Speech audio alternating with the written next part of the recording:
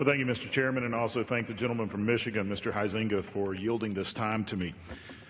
Mr. Chairman, Americans have heard from time and time again over the last 8 years that our economy is in the slowest recovery since World War II.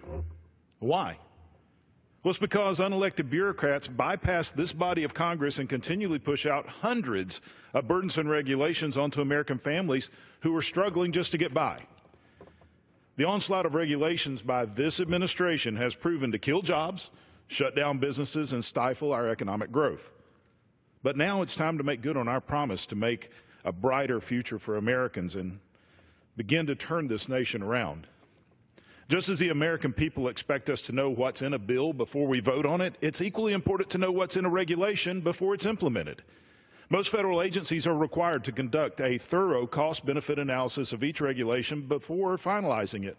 But this isn't always the case for the Securities Exchange Commission. While the SEC is subject to some cost-benefit requirements, when a new regulation could have an overbearing impact on our marketplaces, they are exempt from having to identify alternative policies.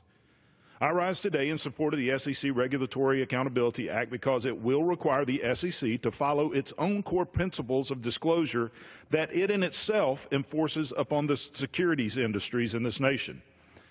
This bill would require the SEC to disclose all the costs and benefits of each proposed regulation to the public. We must not allow regulatory agencies to be a roadblock to job creation by failing to consider the impact proposed rules would have on our securities market. Additionally, this bill requires the SEC to clearly identify the nature of the issue before establishing a new regulation. Mr. Chairman, our economy cannot flourish without healthy capital markets. We must hold regulatory agencies to strict standards just as they do the businesses they regulate across this nation. This bill takes meaningful steps toward achieving these goals, and I urge my colleagues to vote yes, and I yield back the balance of my time. Gentleman